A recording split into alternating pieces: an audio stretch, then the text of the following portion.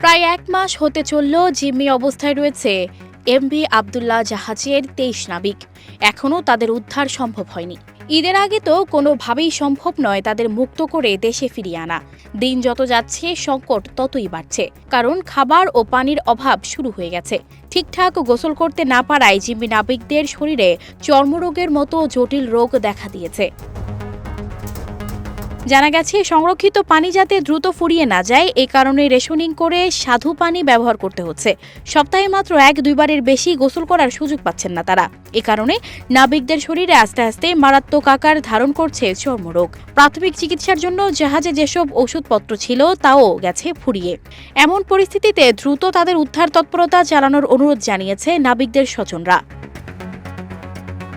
MV Abdullah জাহাজের ওয়েলার পদে কর্মরত শামসুদ্দিন জানিয়েছেন, দস্যুরা দিনরাত অত্যাধুনিক অস্ত্রশস্ত্র নিয়ে পাহারা দিচ্ছে।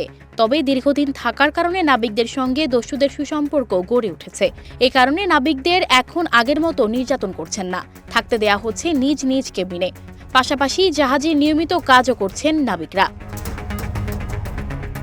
কবির গ্রুপের মিডিয়া উপদেষ্টা মিজানুল ইসলাম বলেন, সব নাবিক সুস্থ আছে, তাদের সঙ্গে নিয়মিত যোগাযোগ হচ্ছে। দস্যুদের সঙ্গে আলোচনায় অগ্রগতি আছে। আশা করা যায় যে কোনো সময় নাবিকরা বন্দিদশা থেকে মুক্তি পাবেন।